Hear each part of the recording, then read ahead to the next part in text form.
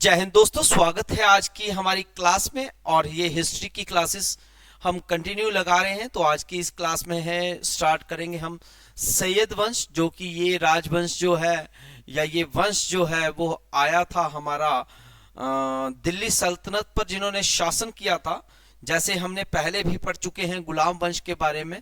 तो अब इसके बाद जो है सैयद वंश आया, जिसकी जो स्टार्टिंग है वो खिज खां के द्वारा रखी गई। फिर उसके बाद जो है वो मुबारक शाह आए, फरीद खान आए, मोहम्मद शाह और आलम शाह आए।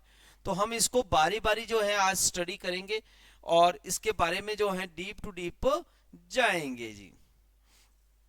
तो आप से अनुरोध रहेगा कि आप सभी जो हैं प्रॉपरली जो है इस क्लास को जो है वो प्रॉपरली मैनेज करके देखें और इस क्लास के जो हैं वो नोट्स जरूर मेंटेन करिएगा, क्योंकि नोट्स बहुत ज़्यादा ज़रूरी होते हैं आपकी एक सक्सेस के लिए।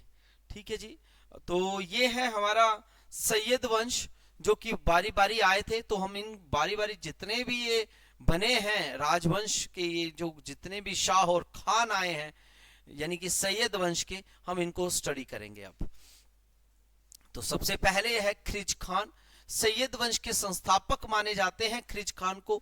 सैयद वंश का जो है वो क्या माना जाता है, संस्थापक माना जाता है। और खिज खान जो थे तैमूर लंग के, असल में ये क्या थे, सेनापति थे। कौन थे, तैमूर लंग के ये सेनापति थे। और तैमूर ने जो है भारत से लौटते समय खिज खान को लाहौर, मुल्तान, दीपालपुर का सूबेदार नियुक्त कर दिया था। यानी कि ये तीन जगहें जो थी वो खिज खां को तैमूर ने दे दी थी कि भैया तू यहाँ का सूबेदार है। और दौलत खां को पराजित करके इसने दिल्ली का स्वतंत्र शासक जो है फिर ये बन गया था बच्चा। ठीक है। खिज खां स्वयं को जो है पैगंबर मोहम्मद साहब, जो कि इस्लाम धर्म के संस्थापक हैं, उनका वंशज मानता था कि मैं उनका वंशज हूं, उनका मैं उन्हीं की पीढ़ी का एक व्यक्ति हूं। और खिज खां जो है दिल्ली का स्वतंत्र शासक था, लेकिन वे स्वयं को तैमूरियों का राज्यपाल मानता था। मगर ये कहता था क्योंकि तैमूर ने जो है इनको खिज खां को जो है जगहें दी थी, तो इसलिए ये खुद को राज्यपाल मानता था उनका। इसलिए सुल्तान की उपाधि कभी भी इसने ग्रहण ना की और ना ही अपने नाम का कोई भी सिक्का इसने चलाया था। खिज खां ने जो है उपाधि किसकी ली थी, रैयत ए आला की उपाधि धारण की थी। कौन सी उपाधि धारण की थी, रैयत ए आला की उपाधि धारण की। खिज खान नियमित रूप से तैमूर के पुत्र शाहरुख को कर भी भेजा करता था, यानी कि टैक्स भी भेजा करता था, क्योंकि तैमूरों ने इसको जगह दी थी। राज्यपाल खुद समझता था ये अपने आप को, तो इसलिए शाहरुख को ये क्या भेजता था, कर भेजता था। और 20 मई 1421 को खिज खां की क्या हो गई थी, मृत्यु हो गई। और मृत्यु के बाद जो है खिज खां की जो है वो सुल्तान की उपाधि तो नहीं ली इसने, परंतु इसके पुत्र जो था उसने इसकी उपाधि ली। और इसका पुत्र कौन था, मुबारक शाह। मुबारक शाह किसका पुत्र था, खिज खां का पुत्र था। और उसने जो है सुल्तान की उपाधि भी धारण की और साथ ही साथ में उसने शाही नमक उपाधि भी धारण की थी या भी ली थी। और इसके दरबार में एक इतिहासकार रहते थे, उनका नाम था अहमद सर हिंदी। अहमद सर हिंदी जो है मुबारक शाह के ऊपर एक पुस्तक लिखी, उसका नाम था तारीख ए मुबारक शाही। तारीख ए मुबारक शाही जो है वो सर हिंदी के द्वारा जो है वो लिखी गई है। और ये सर हिंदी इतिहासकार हैं जो कि इसके खिज खां के दरबार में ही थे। और मुबारक शाह जो है जब राजा बना तो उसके भी शासनकाल में थे। और मुबारकबाद जो है नामक नगर की भी इन्होंने जो है वो स्थापना की है। और इन्होंने भटिंडा और दोआब के क्षेत्रों में भी विद्रोह हुए थे, तो उनको भी इन्होंने सफलतापूर्वक जो है वो दबाया। और वजीर, इसके जो वजीर की हत्या भी इन्होंने जो है वो करवा दी थी। ठीक है जी। इसके वजीर द्वारा जो है इसकी फिर बाद में किसकी हत्या करवा दी गई, मुबारक शाह की। और मुबारक शाह के बाद जो है उसका भतीजा महमूद शाह जो है अगला सुल्तान बना। और इसका जो वास्तविक नाम बात करें तो मोहम्मद बिन फरीद खान था। मोहम्मद शाह का जो है वो उसके वजीर ने जब हत्या करवा दी तो अगला जो शासक बना था उसका भतीजा था मोहम्मद शाह, वो सुल्तान बना और इसका वास्तविक नाम जो था वो मोहम्मद बिन फरीद खान था। इसके समय में 1440 ईस्वी में मालवा के शासक महमूद शाह खिलजी ने दिल्ली पर आक्रमण किया और 3 दिन तक भीषण युद्ध हुआ और युद्ध के बाद इन दोनों में यानी कि संधि कर ली गई और जो है खिलजी जो है वो वापस मालवा चला गया। इसके बाद अलाउद्दीन आलम शाह सैयद वंश का अंतिम शासक बना और आलम शाह का वजीर भी था जिसका जो नाम है वो हमीद खान था। क्या नाम था? हमीद खान जो है वो इसका नाम था बेटा। और हमीद खान जो है इसके मतभेद होने के कारण इसने दिल्ली को छोड़कर बदायूं चला गया। कौन सी जगह पर चला गया जी? बदायूं चला गया और वहां पर इसकी जो है वो मृत्यु भी हो गई। और इसके वजीर ने दिल्ली का राजपाट बहलोल लोदी को सौंप दिया। किसको सौंप दिया? ध्यान से सुनिएगा, बहलोल लोदी को इसके वजीर ने जो है राजपाट दिल्ली का सौंप दिया। तो इसका मतलब दिल्ली सल्तनत के ऊपर जो है वो सैयद वंश खत्म हुआ और लोदी वंश जो है वो आकर शुरू हुआ।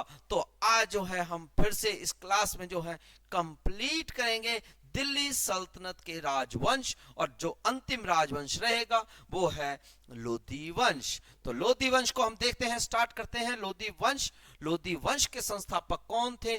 तो बहलोल लोदी थे, आपको पता होना चाहिए। उसके बाद सिकंदर लोदी आए, फिर जलाल लोदी और इब्राहिम लोदी, ये दो इसके आगे के राजवंश के वंशज आएंगे। तो हम इनके जो है कार्यकाल को पढ़ते हैं। बहलोल लोदी का 1451 से लेकर 79 तक था और इसके लोदी वंश के ये संस्थापक थे। इन्होंने सुल्तानों में सर्वाधिक शासन किया है दिल्ली पर और ये कभी भी ऊंचे सिंहासन पर नहीं बैठे बल्कि एक कालीन पर बैठते थे। हाइट पर नहीं बैठते थे भैया, नॉर्मल बैठते थे। और ये कहते थे इनके चारों तरफ जो बैठते थे वो अमीर बैठते थे, अमीर बैठते थे इनके। और बहलोल लोदी ने जो है बहलोली नामक चांदी की मुद्रा भी चलाई जो कि टंका के 1/3 के बराबर मूल्य के बराबर होती थी। और अकबर के समय में ये विनिमय का माध्यम यानी कि सर्कुलेशन का माध्यम भी जो है वो यही हुआ करती थी। बहलोल लोदी ने जौनपुर के शासक हुसैन शाह को शर्की में पराजित किया और जौनपुर दिल्ली में जो है वो मिला लिया। ठीक है जी। बहलोल लोदी के बाद सिकंदर लोदी शासक बना। कौन बना? सिकंदर लोदी बना। और लोदी वंश के का सबसे प्रतापी शासक जो है वो सिकंदर लोदी ही था। इसके पिता बहलोल लोदी के जो है वो 9 पुत्र थे और तीसरा पुत्र था ये सिकंदर लोदी जिसका नाम निजाम खां था, लेकिन बाद में ये सिकंदर लोदी के नाम से ही सुल्तान बना था जी। और 1405 में इसने आगरा शहर की स्थापना की और बाद में आगरा को ही अपनी राजधानी बनाया था। ये इसका प्रमुख कार्य है, ये आपको याद रख लेना है। और मैं बता दूं कि इसने कृषि के विकास के लिए गज एस सिकंदरी नामक जो है एक नापने के लिए यानी कि मेजर करने के लिए प्रचलन भी चलाया जो कि भूमि को मापने की एक इकाई बनाई गई थी। और सिकंदर लोदी एक लेखक भी था। ये फारसी भाषाओं में कविताएं लिखने के लिए जो है गुलरुखी नामक उपन्यास भी इसने लिखा है। कौन सा लिखा है? गुलरुखी उपन्यास जो है सिकंदर लोदी द्वारा लिखा गया है। और वे हिंदू धर्म और इस्लाम धर्म दोनों धर्मों को एक नजर से देखता था। जिस पर या जिस भी धर्म में ये में उसे कोई कार्य अच्छा नहीं लगता तो वो उस कार्य पर जो है प्रतिबंध भी लगा देता था। इसके बाद ये दिल्ली सल्तनत तथा लोदी वंश का अंतिम शासक इब्राहिम लोदी बने हैं जिन्होंने खतौली का युद्ध, मोस्ट इंपॉर्टेंट रहेगा, नोट करने वाली चीज रहेगी बच्चों, खतौली का युद्ध कब हुआ? 1518 में, जो कि इब्राहिम लोदी का जो है वो राणा सांगा के साथ जो है सामना हुआ था, यानी कि किसके बीच में हुआ था और राणा सांगा इसमें जीता है। ये भी आपको याद करना है कि खतौली का युद्ध किसके बीच हुआ, कब हुआ और इसमें कौन विजयी रहा था। और इब्राहिम लोदी के जो चाचा थे आलम खां और पंजाब के शासक दौलत खां, दोनों ने मिलके बाबर इब्राहिम लोदी के साथ जो है युद्ध करने का निमंत्रण भी दिया था। शासक है ये, ठीक है। और बाबर ने जो है 21 अप्रैल 1526 को पानीपत का युद्ध लड़ा है। देखिए बाबर ने जो है कब लड़ाई की है ये आपको याद रखनी है। और इब्राहिम लोदी की जो है वो बहुत बड़ी सेना थी, ठीक है जी। इब्राहिम लोदी की बहुत बड़ी सेना हुआ करती थी, तो इसलिए ये जाना भी जाता था। बाबर के पास तोपों का प्रयोग किया, जो पहली बार युद्ध में जो है तोपों का जो प्रयोग है वो किया गया इनके द्वारा। और तोपों का जब प्रयोग इन्होंने किया तो इसके दो तोपची रखे हुए थे, उनका क्या नाम था? तो उनका नाम था अली और मुस्तफा। अली और मुस्तफा दो जो है तोपची रखे हुए थे। और इसने युद्ध में तुलमा पद्धति का जो है प्रयोग किया। और इसी पद्धति और तोपों का प्रयोग से छोटी सेना होने के बाद भी इब्राहिम लोदी की विशाल सेना को पानीपत की लड़ाई में जो है वो इन्होंने हरा दिया था। तो देखने वाली बात है कि बाबर और इब्राहिम लोदी की जो पानीपत का युद्ध है ये कब हुआ है, ये आपने याद रखना है बच्चों। और साथ में ये कब हुआ, किसके बीच हुआ और कौन विजेता रहा। इब्राहिम लोदी इसमें जो है वो मारा गया। और यह युद्ध सल्तनत का आखिरी शासक होने के साथ ही ऐसा दिल्ली सल्तनत का सुल्तान बना जो कि युद्ध में मारा गया, यानी कि अपने भतीजों से नहीं मारा गया या रिलेटिव से नहीं मरा, वो मरा किससे? युद्ध में मरा था। ये इकलौता ऐसा सुल्तान था। और दिल्ली सल्तनत का संपूर्ण खात्मा हो जाता है। और इसके साथ ही भारत में जो है मुगलों का जो शासकों का जो दौर है वो शुरू हो जाता है। सुल्तान की पदाधिकारी की बात करें तो इन्होंने नाइब ए मुमालिकात की एक अधिकारी पद नियुक्त किया गया था, जो कि सुल्तान के बाद जो है ये राज्य का प्रमुख पदाधिकारी होता है। इस पद का सृजन जो है वो बहरामा शाह के काल में हुआ, जो कि जब उसने एतगिन को नियुक्त किया तो उसके कार्य सुल्तान की अनुपस्थिति में जो है सुल्तान के सभी कार्यों को उसने जो है वो क्या किया? संपन्न किया था। दूसरा डिपार्टमेंट रखा था सैन्य विभाग के लिए दीवान ए आरिज। इस विभाग में जो है प्रमुख अधिकारी आरिज ए मुमालिक के नाम से जाना जाता था। और इस विभाग की स्थापना जो है वो किसने की थी? बलबन ने की थी। ये दिल्ली सल्तनत काल के जो हैं ये विभाग बनाए गए थे। इन विभागों को भी हमें याद रखना चाहिए। दीवान ए रसाल, ये क्या चीज है? ये प्रमुख अधिकारी जो है रसालत ए मुमालिक होता है, जो कि विदेश मंत्री यानी कि विदेश मंत्री की हैसियत से जो है वो कार्य करता था। तो इसी प्रकार से जो है अमीर ए हाजिब थे, जो कि बाबरक भी कहा जाता था इन्हें। ये दरबारी मामलों में जो है देखभाल करने के लिए प्रमुख अधिकारी हुआ करते थे। दीवान ए वकूफ, जो कि जलालुद्दीन खिलजी के खर्चों और ब्यूरो को तैयार करने के लिए स्थापना की गई थी। दीवान ए अमीर कोही की बात की जाए तो सर्वप्रथम ये विभाग की स्थापना जो है वो मोहम्मद तुगलक ने की थी। इसका मुख्य कार्य जो था वो माल गुजारी व्यवस्था की देखभाल और भूमि को खेती योग्य बनाने के लिए, यानी कि भूमि एग्रीकल्चर के ऊपर जो है वो फोकस करते थे। दीवान ए खैरात, यानी कि दान विभाग, जो कि फिरोज शाह तुगलक ने जो है ये स्टार्ट किया था। इसी प्रकार से इनके समय में जो है वो अलग अलग प्रकार के कर लगाए गए थे, जैसे कि खिराज है, खराज या खिराज बोल सकते हैं, उश्र है या खुमस है।